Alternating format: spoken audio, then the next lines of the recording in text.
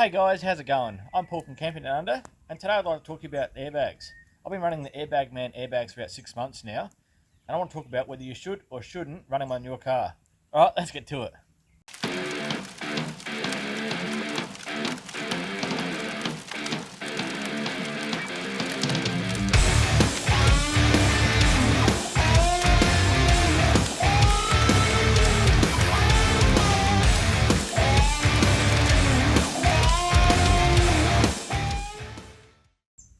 Now, first of all, I want to start with covering some of the myths that come with the airbags. Now, I'm an accessory fitter by trade, so I've fitted quite a few sets of airbags. I have had quite a few come back with air leaks. That's one of the big issues people have. They've heard, oh, they're leaking too much air, I don't want them, they're too unreliable, but that's not the case. As long as you fit them correctly, do your cuts nice and neatly, make sure they seat really nicely into the valves, and test each one with a bit of detergent around it, make sure there's no leaks. You won't have any issues at all. They'll probably go down as fast as your tyres do. That's about it. So you only need to check them probably once a month and they're fine. So you don't need to worry about air leaks. Don't rush straight into airbags straight away. Plan your build out. Know what sort of weight you're going to be carrying in the back first. Then buy the correct suspension to match that weight. And if you're not constantly carrying that weight, say if you want to drive around during the week and then load up like with a canopy or something on the back on the weekends, then compensate it with some airbags. But suspension is your biggest worry first before you worry about airbags. Another time I'd recommend upgrading to airbags is if you tow, say a caravan or something, but you only tow a couple of times a year, rather than upgrading to the heaviest suspension available, whereas you're going to have a stiffer ride just driving around during the week and nice smooth while you're towing.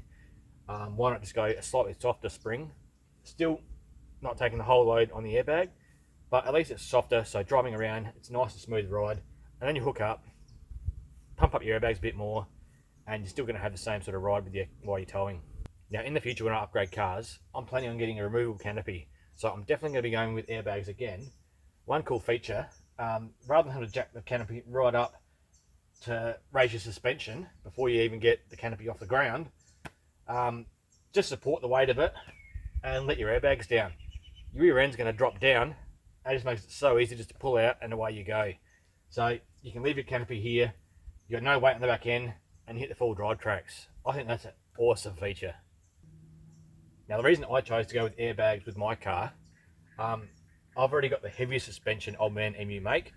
So even with the heavier suspension, my canopy weighs that much, the rear end was still sagging down a bit. So I just wanted something that's going to help the suspension out and lift my back end up to where it should be. Which gives me more clearance on rooftop tent and everything else. And another advantage to running the airbags, quite often we'll go camping and we can't find an even surface. So it doesn't matter where we park, we can be on a slight angle, I can drop an airbag and it levels the car out, which means we're going to sleep on nice level rooftop tent. So it's great for us. I don't have to stress when the airbags do go down over time, as I've got these pressure sensors on the valves here.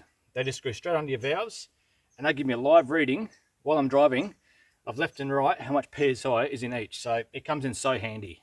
They're really simple to install too. If I wasn't recording the install video for this, I probably could have had them fitted in under an hour. They're that simple. Now, I've been running these for about 6 months now, and I've been running between 20 and 30 PSI. You really don't need much pressure at all.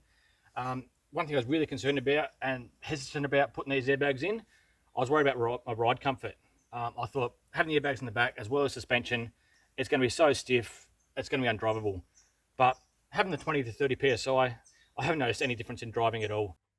Not only was I worried about the on-road handling, I was also worried about off-road. I was really worried with the airbags I was going to lose the travel in my suspension, but as you can see, I've still got full travel and it handles no different at all. You don't even notice the airbags are there. So in conclusion guys, the airbags haven't hindered my forward driving capabilities at all. In fact, they've really benefited my setup. I've been really impressed with them, but if you do have any more questions regarding the airbags, don't hesitate, leave a comment. I'm always happy to answer any questions at all. If you have liked the video, leave a like. If you haven't already, maybe even consider subscribing. But thanks for watching the video guys, and I'll catch you on the next one. Cheers!